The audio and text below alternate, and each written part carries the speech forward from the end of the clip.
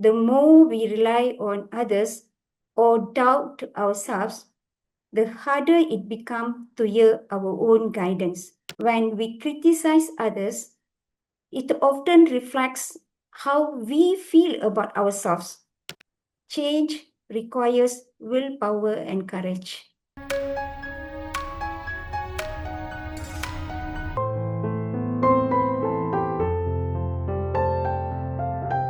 Hi friends, good morning. I'm Roshini from Malaysia. Today I'm going to present a book titled The Power Within You by Louise. She also the author of You Can Heal Your Life, another one of her bestseller. Okay, why did I choose this book? The word power attracted me. After I came to the spiritual part, I have always been hearing that we are spiritual beings with limitless power who came to experience earth life. But I'm yet to feel so. Life still ties me down and has given me very few choices.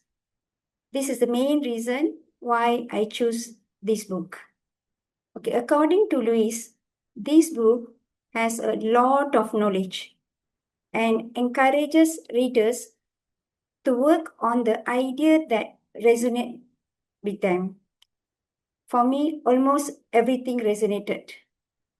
Since the truth is always the same, and as Master Pradeep said, we have to listen again and again to gain understanding.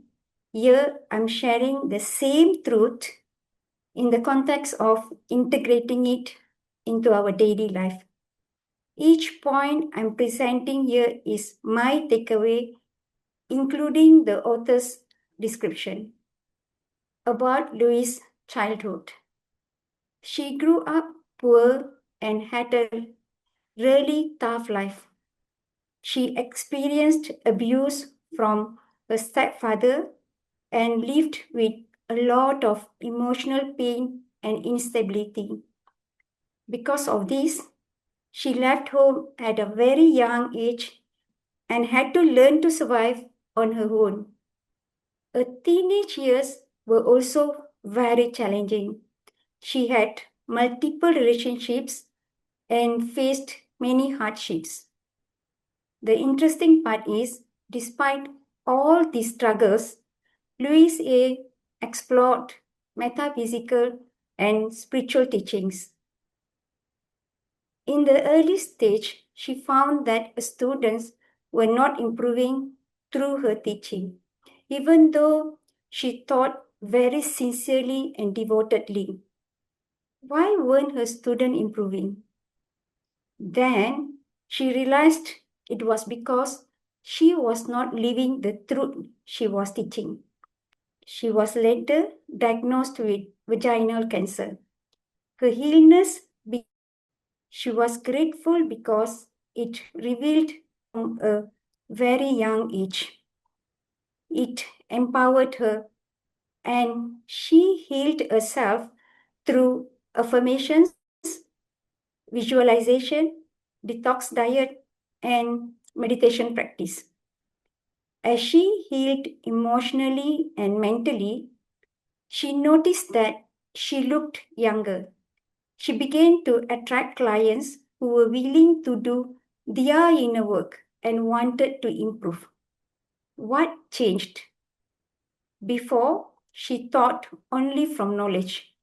Later, she radiated her wisdom, truly living her teachings. According to Louise, there is an inner power within each of us. What is inner power? Inner power is a message from our higher self, which is connected to universal brain, or also known as universal consciousness. The energy only knows love and lovingly guides us toward a perfect life, whether be in health, relationships, or prosperity. But we can only hear it when we are open and willing to listen. Its messages are always loving, positive, and supportive. The negative ones usually come from our ego mind. And every time we say, I don't know, we are ignoring our own thoughts, feelings, and intuition.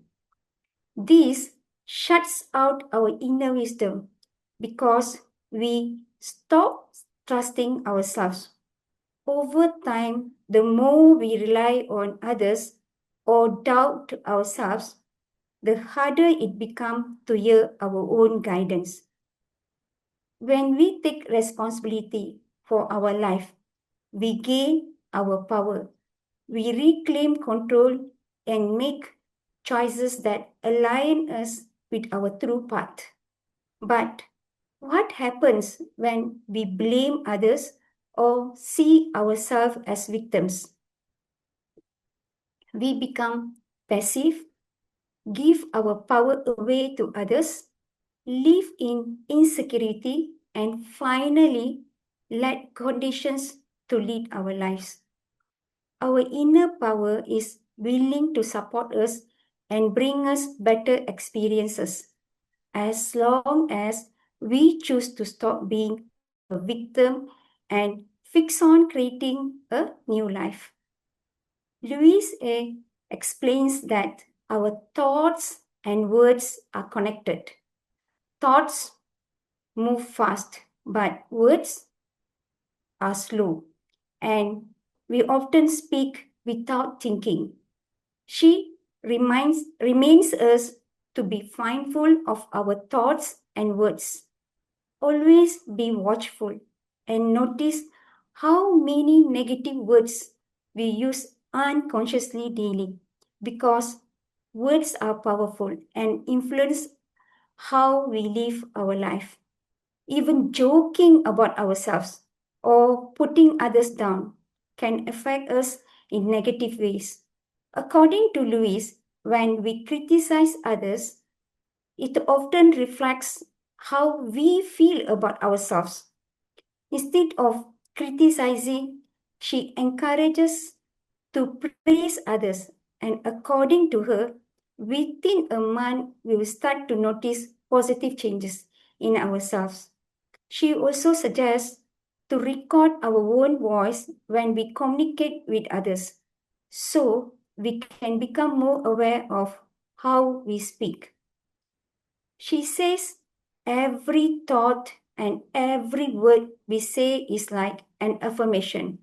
So, if we want to change our mindset, we need to focus on we want and not what we don't.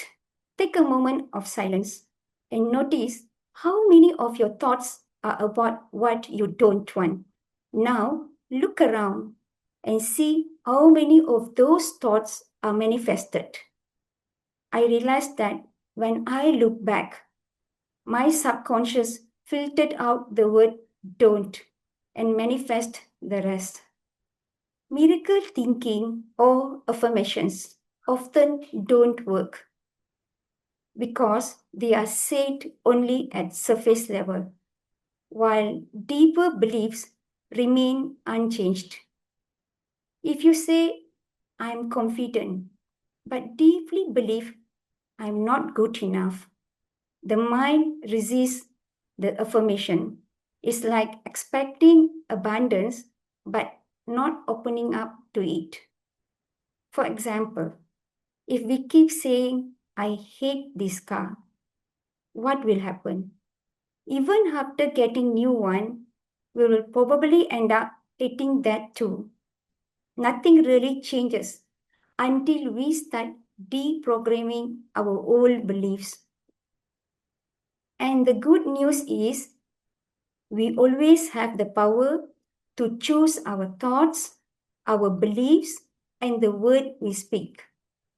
Remember, the power of real change starts right now in this present moment.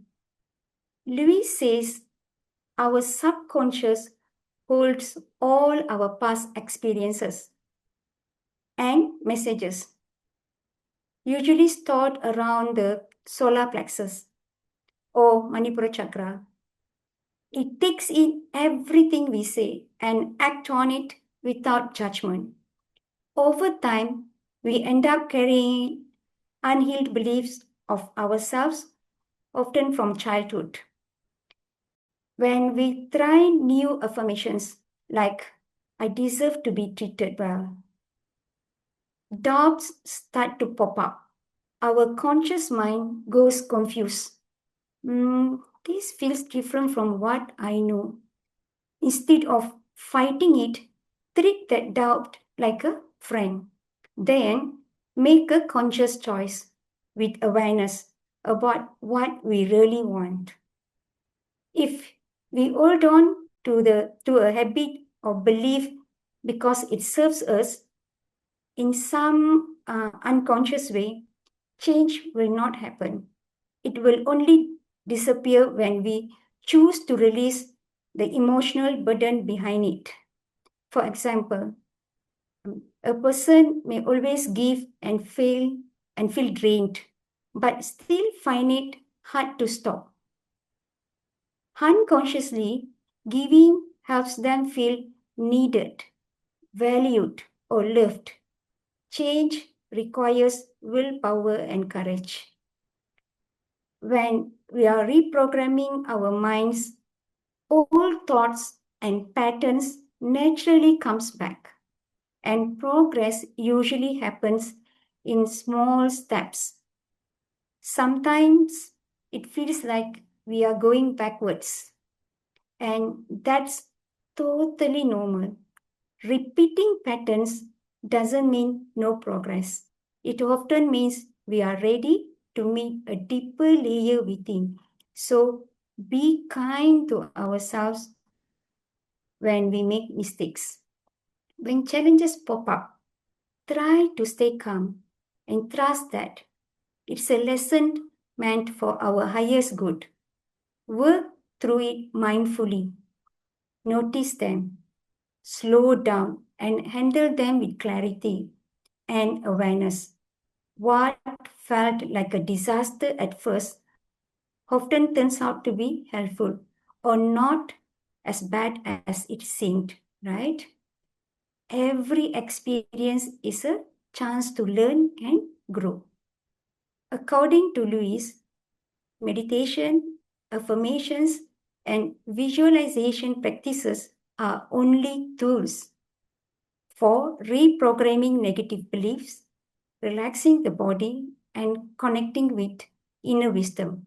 But what is the most important? The important thing is integrating these practices into our daily life. True transformation only happens when our thoughts, reactions, behaviors, and choices throughout the day are also changed. Instead of reacting, respond with love. Instead of replying with emotion, reply with kindness. Instead of rushing to speak, pause and listen. She also reminds us that we don't really know another person's life path or spiritual lesson. Someone is sick. Instead of pushing them to get better, we can simply send them love, peace, and compassion, and trust that they are going through exactly what they need for their soul's growth and healing. Louise encourages us to do mirror work to build self love. I noticed something similar during our November signature retreat. One of the experiment was saying, I love you to ourselves in front of the mirror. Louise also suggests saying these words out loud when any disapproving thoughts comes up. That usually happens because deep down we have been rejecting ourselves without even realizing it. Mirror work helps us become aware of this, and it is the first step towards healing and change. I've tried it myself when I first started reading this book. I was at a really low point and in my life with no clear reason. I tried the mirror work and I realized that my throat felt tight. It was like it refused to let me say the words. I thought I loved myself after a lot of inner work, but it showed me that I wasn't truly accepting myself. The next day, the Bunny song came to my mind. It was one of my daughter's favorite songs when she was little, but I have never sang it before. It goes like this: I love you, you love me, we are a happy family. When I started singing it repeatedly to my body, with gently patting myself, tears began to roll down. That's when I realized how deeply wounded I was inside, something that was hidden behind strong, resilient character. From that day on, I made a conscious effort to be gently with my inner girl. I comfort her whenever we face tough situations rather than ignoring her as I did before. Louise says that real happiness comes from loving and accepting ourselves. We can't stop others from criticizing us, but when we learn to love ourselves, even with our flaws, we start to truly appreciate who we are. That's how our uniqueness shines and we able to be our true selves. The author says anger is natural and honest emotion, but if we keep it bottled up instead of expressing it, it can turn inward and cause depression or even physical problems. If we can't talk to person directly, there are some safe ways to let it out. We can express it in the mirror, write a hate letter and burn it, or release the anger physically by hitting a pillow or screaming. And doing this without guilt or shame. Letting go of this emotion, whereas fear comes from a lack of trust in ourselves and in life. And it shows up when you try to control everything. Notice your fears without getting attached to them. And remember that you are not your fear. Fear is the opposite of love. So the more you trust and love yourself, the more good stuff comes your way. And blessings start showing up naturally. I want to share something about how fear makes us try to control our lives. Before I started meditation, I always tried to control everything, especially people and situation, because I worry so much about the future, especially my children's future and the commitments I would have to manage. This came from feeling insecure and believing that I had no other options. As we know, the root cause of worry is fear, which is the opposite of love. The more I try to control or fix things, the more out of control everything became. People around me, family members, and colleagues began to resist more, and life felt messy, disoriented, and complicated. At one point, I felt the need to consult a psychiatrist. After I started meditating, surrendering came naturally to me. I began to have courage and started to face life as it is. I understood that the results are not under my control. I stopped worrying about life when I realized I'm only the driver, not the navigator.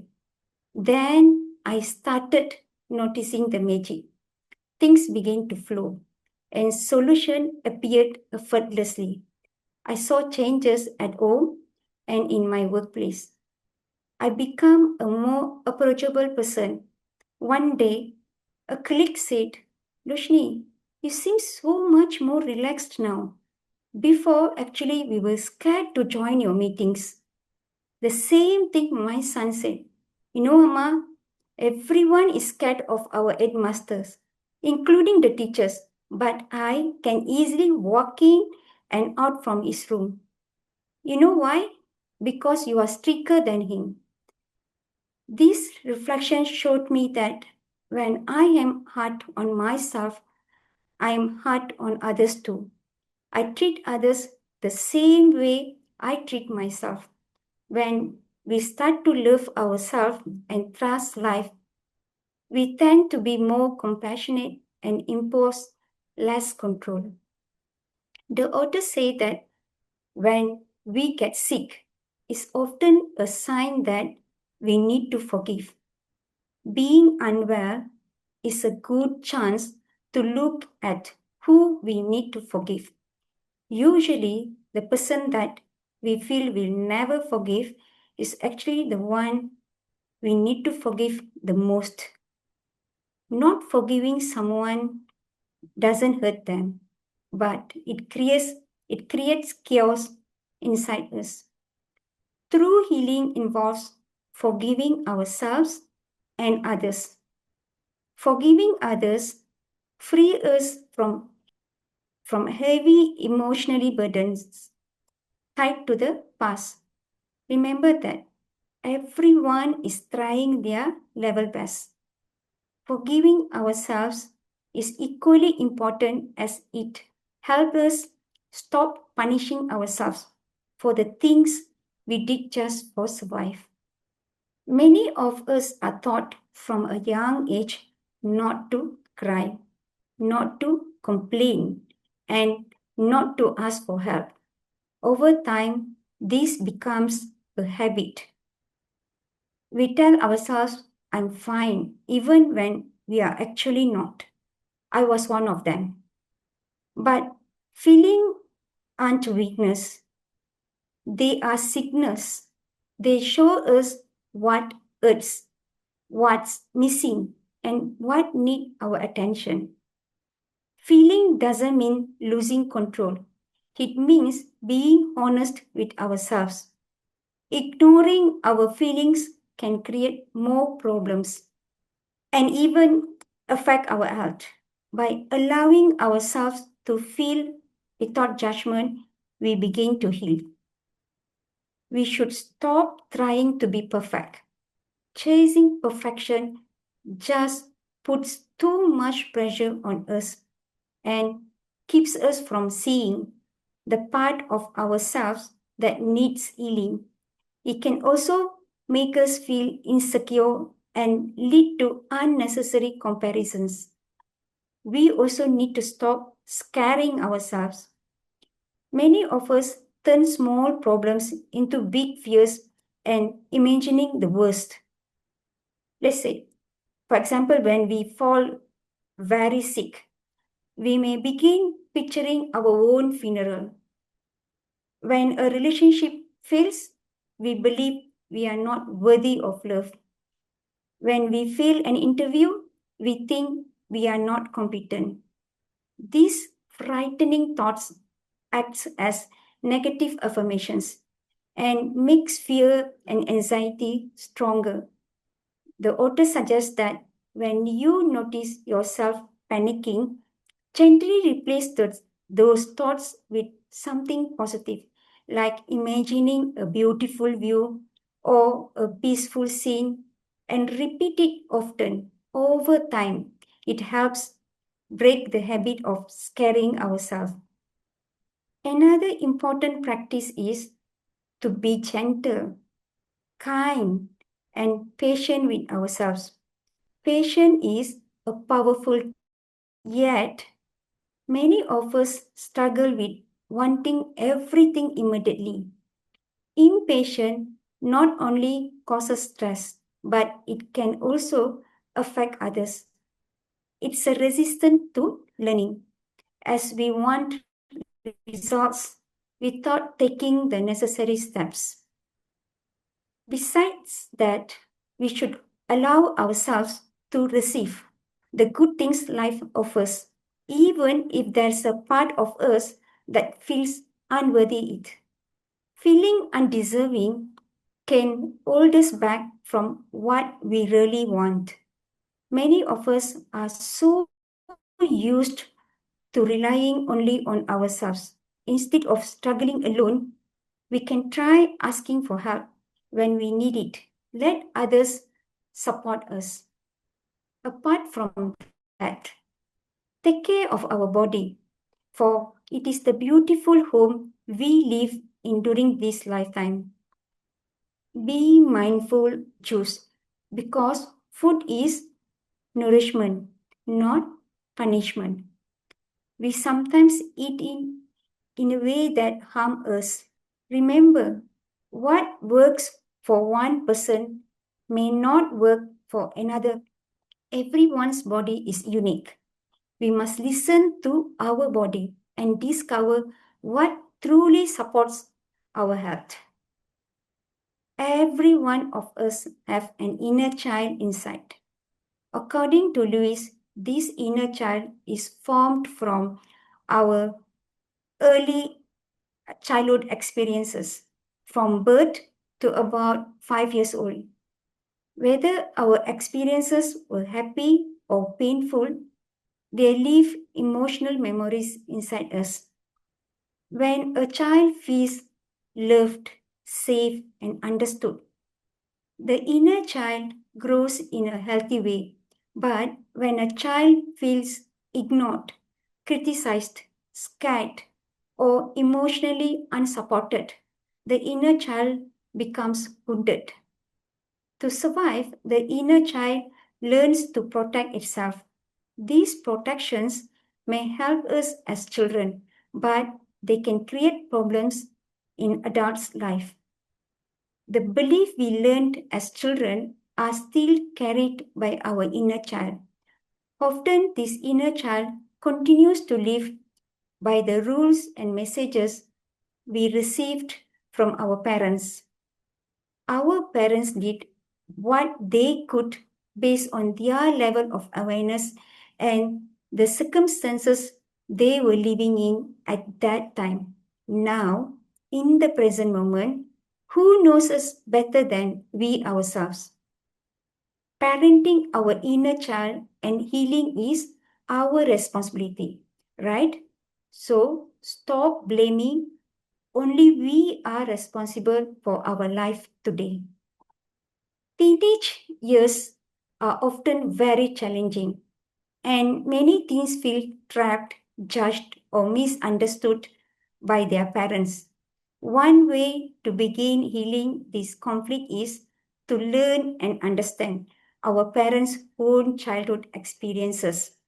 Understanding leads to forgiveness, and forgiveness leads to love.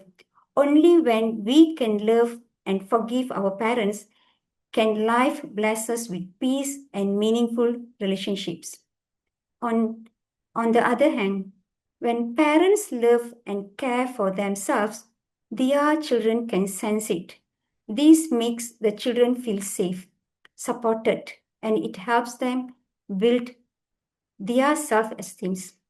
Parents who love themselves will find it easier to teach their children about self-love. I've personally experienced this. While others struggle to manage their teens, I've built a strong friendship with my teenage children after coming to this spiritual path. I let go of attachment, the mother role, and stopped correcting them. I just provide guidance and let them make their own choices. Now they feel comfortable sharing openly without feeling the need to hide anything. My daughter once said, Amma, You were my friend when I was little. Then you disappeared. And now my friend is back. Another important point is that being honest and doing the right things brings more opportunities and good things in life. Even small dishonor acts like taking pens from work can cause problems or missed opportunities. It's like we are telling the universe, I don't think I'm worthy enough to earn this. This kind of action stopping us from really enjoying abundance and happiness in life. If you ask for what is good for you, trust that the strength and wisdom inside you will help bring it to you. Be truthful with yourself and with others. Don't cheat or act dishonestly, even in small ways, because those actions will return to you as problems or difficulties later. It's like cleaning our room. We feel better after it's tidy and neat. The same thing happens when we fix things we don't like or try to do better. It makes us feel happy and liberate. Awareness is the first step before we can make real changes. When we have inner peace, naturally attract and connected with people who are also peaceful and kind where they are in the world. Like how all of us are connected in this platform now. This growing awareness has the power to change the world for the better. Okay, finally, I like to share reflection of this book. We don't attract what we wish for, but we attract what matches our vibration. When we release stories, old stories, we realign with our higher self. This book helps us reconnect with our inner power and brings us back to remembrance that everything we need is already within us. I read this book before the November retreat. As I mentioned before, at that time I was at very low point and couldn't even describe how I was feeling, even though everything around me was actually going well. There was a question inside me. Why am I not truly happy in life? Even though I feel a deep sense of a peace within. This book guided me and gave me many answers about my own flaws that I hadn't realized before. It helped me become aware of the small actions and habits that were causing me to lose touch with an important part of myself. I recommend everyone to read this book to gain self-understanding. I would like to take this opportunity to thank Master Pradeep for his loving guidance, support, and this wonderful opportunity. Okay, now we can go for question and answer section. Yeah. Good morning, Lucy. What was your takeaway from the retreat? How it connected to you from this book? Oh, definitely self-love. Actually, if you want to tell the truth, I read this book first before the retreat. Then I read again after the retreat. Mm. When the first time I completed, I was like, I really having a doubt. How am I going to present? Because I don't see many points there. It's like I just go on a surface level. But when after back from retreat, it's like up other way down. Oh, everything is point. Everything is. I need to share it out. I shared to my sister. I do not know how am I going to present this book. Every single word, every paragraph, every sentences are a point, which I could not see that before the retreat. And Okay. another part is self-love, self-acceptance. That's really makes a lot of difference. I thought I love myself, as I said. Now I deeply connected to my own self, actually. That's the changes that I see in myself. Okay. Thank you. Ma'am, I have a question. Yes. Striving for perfection adds unnecessary stress. It's very much true. So any idea where do we stop? Whatever the task we take up, so where to stop striving for perfection? Okay, instead of striving for perfection, just do what we can do. Just do the best. Anyway, as we know, we are not the one is doing it, right? It's come through us. So do not have any expectation. The perfections comes because of the needs of perfection. As long the need of expectation, as long as the expectation is not there, it's total freedom. We just flow, we just do it. Thank you. Right. Very Yes. nice. Yeah. Hi, ma'am. Good morning. Good morning. My question is, we know all this knowledge, but you said the happiness, inner happiness, somewhere we are losing. So what I want to ask is, can you throw some light on what practices do to know that, to realize that? Okay.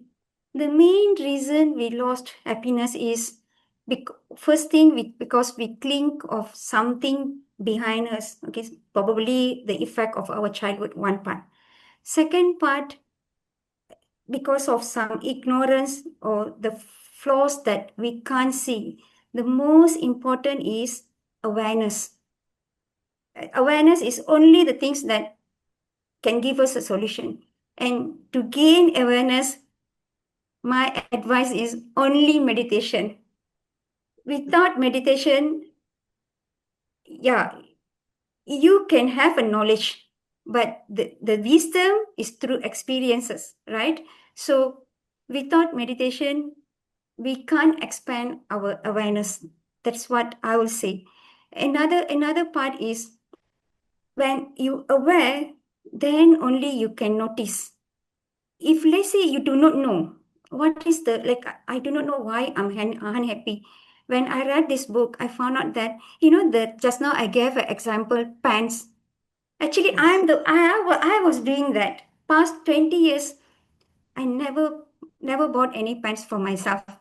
Usually, I just use my office pen for my personal use. Then I realized, oh my goodness, what am I doing it here? How much one pen is, which I can afford to buy. But then I just, without I'm noticing, without I'm just using my office pen for my personal use. So for me, the awareness is the most important. Thank you so much. Thank you so much. What you said was correct. Awareness only by meditation. And I think what you said about that mirror work, no, you stand before the mirror and say, I love you. Yes. Because these are some of the techniques which help us to.